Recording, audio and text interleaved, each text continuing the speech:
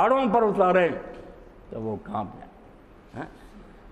حضرت عمر رضی اللہ عنہ حکیم صاحب فرما رہے تھے، امام عبد الرحمن ابن جوزی نے ایک الگ لکھی ہے سیرت، یعنی عمر رضی اللہ عنہ اتنے پائے کے ہو گئے کہ مستقل کتاب ہے ان کی پیدائش سے لے کر آخر تک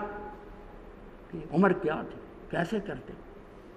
جب کوئی تقریر کرنی ہوتی تھی پہلے اپنے خاندان کو بلاتے، بچے بیویاں سب کو اکٹھے کرتے، کہتے میں سیاست سے منع کرنے لگا ہوں ممبر پر،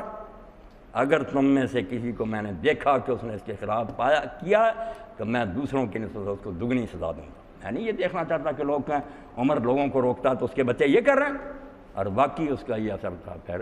کہ ٹھیک ہو گئے، بالکل ٹھیک ہو گئے۔ اب جو ان کے پیش رو تھے جو انہیں دے کر گئے تھے حکومت، اسی لیے کہتے ہیں کہ 3 آدمیوں کی فراست عبداللہ ابن مسعود رضی اللہ عنہ فرماتے ہیں کہ سارے انسانوں سے یار 3 آدمی ایسے نکلے جن کے اندازے غلط نہیں نکلے، جن میں سے ایک صدیق اکبر ہے کہ لوگوں نے کہا یہ سخت ہے، فرمایا یار میں اللہ کو کہہ دوں گا کہ امت میں سے جو بہتر نظر آیا تھا میں اس کے سپرد کرایا ہوں۔ اور خطبے میں بھی آخر میں کہا، حضرت عمر سے بھی کہا کہ اگر تو نے میرے خیال اور اندازے کے مطابق کیا تو تیرے لیے بھی بہتر ہوگا، اللہ مجھے بھی اجر دے گا، باقی میں غیب نہیں جانتا، اگر تو میرے بعد بدل گیا تو خود ہی میرے ساتھ دیتا رہے گا، میرا تو اندازہ تیرے بارے میں اچھا ہے، مگر اگر تو بدل گیا تو جواب دے بڑو بدلے رہے، بالکل ٹھیک رہے۔ اب جب انہوں نے خود دیکھا تھا کہ حکومت سنبھالی، اور حضرت ابو بکر رضی اللہ عنہ جو سوچتے تھے کہ کل کو خدا کو کیا دکھائیں، حضرت عائشہ رضی اللہ عنہ سے کہا اپنی بیٹی سے کہ بیٹا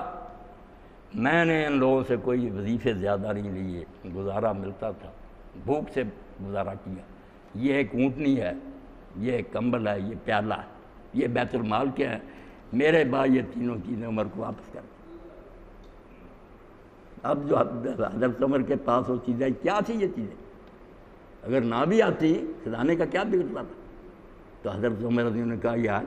ابو بکر نے یہ چیزیں بھی واپس دے دی، اور یہ کہا اب تک خلافہ بعدک، تو نے اپنے بعد آنے والے حکمرانوں کو مصیبت میں ڈال دیا، کیسے وہ یہ کریں گے۔ اپنے پیش رو کو دیکھا، خود یہی حال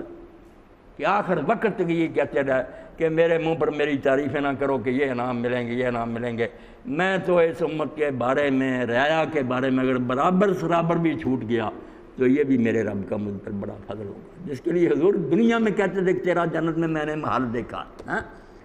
بات صرف اتنی تھی کہ ذہن میں بیٹھ گیا تھا کہ یہ دنیا عیش و عشرت کے لیے نہیں، نہ یہ آدمی عیاشی کے لیے آیا، ہر لمحہ